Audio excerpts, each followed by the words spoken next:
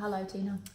Hi Renee, welcome to a safe place. Don't forget to subscribe so you can follow all our stories. Yes, please do. We enjoy reading your comments that you've left, and we enjoy replying, and we're sorry if we've missed a couple. Sorry if it takes us a while for some of them, but we're both doing full-time jobs and businesses and stuff like that, so we do apologise. Renee and I have just been sitting here. We've done a couple of runs already today of videos, and we've decided we were a bit flat in them. So we've decided, well, Tina decided we're just going to play it by ear. And one of the themes that we've been talking about a bit today, which is why we're a little bit flat, is the loneliness that comes when you experience trauma, isn't it? Yes. Yes, it is. Well, for JWs, it begins with immediately being cut off from family once you choose to leave, or once you are disfellowshipped. Can you explain that process a bit? Because I think a lot of people who are watching who aren't ex-JWs or JWs won't understand what that means. So what's that process like? What was your experience of that like? I was not expecting you to ask this, so this is okay. It's somebody deciding in the religion that you've broken the rules, and that really you're no longer worthy to be part of that group anymore. So it's basically, there's a set of rules that JWs have, and then if you fail to keep up with those rules, then you're helped. They give you a hand. What do you mean by that? Like when they give you a hand, what does that mean? Does it mean they try and reteach you, or? Well, there's all the literature that you're supposed to read, and also I had an elder that was assigned to me to help me to set me back on the straight path. Okay. Do you have choices about whether you, like, if they excommunicate you, are you able to get back in if you want to? Like, how does that work? You just have to be really sorry and regretful and humble, and you have to show repentance, they say. Boy, I hate talking about this, but anyway, it's really triggering. And so once you're deemed worthy to return, then you're allowed back. Okay. Did you want to return? No.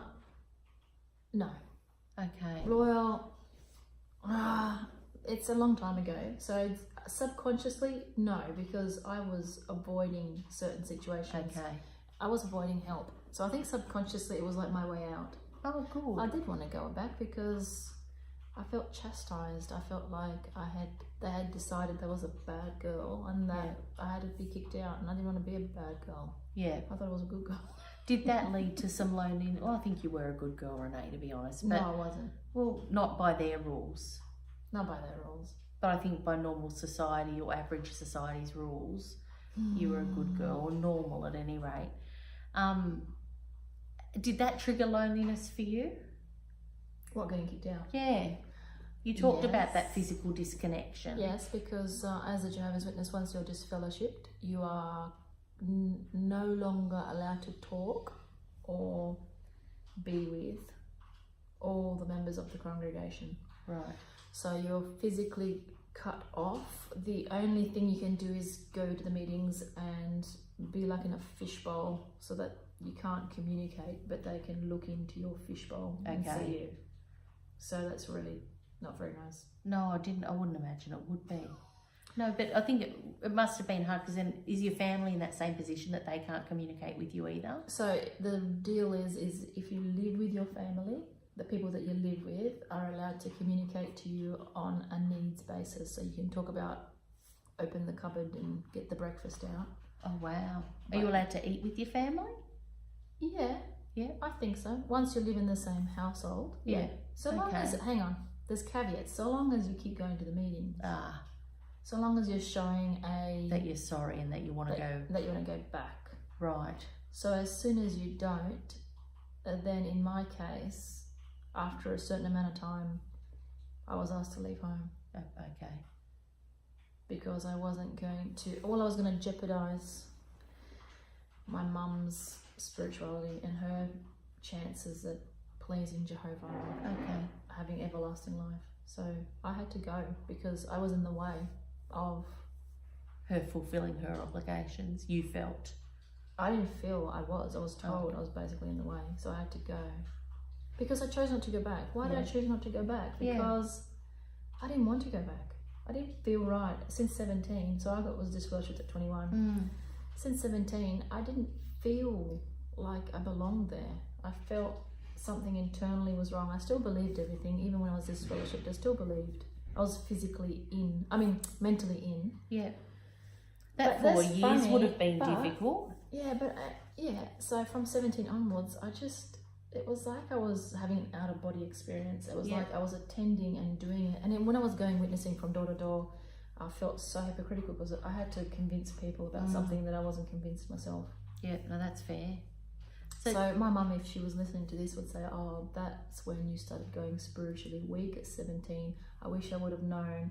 I would have helped you to bolster you back up. You obviously let Satan or the world get to you, which I didn't. I just remember didn't feel right. It just didn't feel right. I felt when I was watching people on the platform, I could just see this lack of integrity.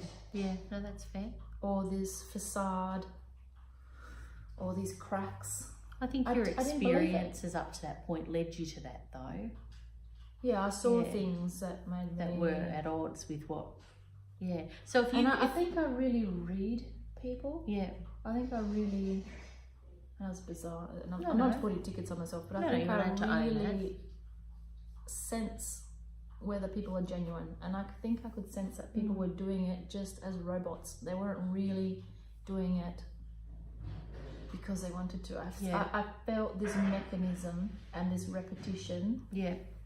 That was, to me, a sign of this isn't right. Something's not right. That's fair enough. So thank you for sharing that with all of us, because I know that is difficult for you. But what would be the one takeaway from that experience that you could leave with other people? Say someone's considering or has just left. They're in that pit of disconnection physically and they're lonely. What would you advise them to do or suggest to them they could do? So it's one of the darkest times of your life. That is absolutely normal. But you will come out the other side. You need to build up your connection with other people now. So you've lost all these people in the congregation and possibly all your family. So you need to find another way. And I took too long. I should have done it much quicker. So I should have joined clubs. I should have gone to groups, art classes, and I should have allowed myself to get close to worldly people, because I was so convinced still that worldly people were dangerous. They're not. They're absolutely lovely. You're worldly. I'm worldly. I'm the extreme of worldly. No, but good on you. I think that's lovely that you've said that, because I think people need that permission. And so you've just given people permission to, if you've left or you've been excommunicated, then you have permission. You have permission to live your life now, create your life, find connections and find people, and they're out there and they're beautiful, and that's brilliant. This is a safe place. Thanks for watching. If you would like to subscribe, please do. If you think that we've got something of value here, please share us. We would love to support and help as many people as we can. Until next time. Bye.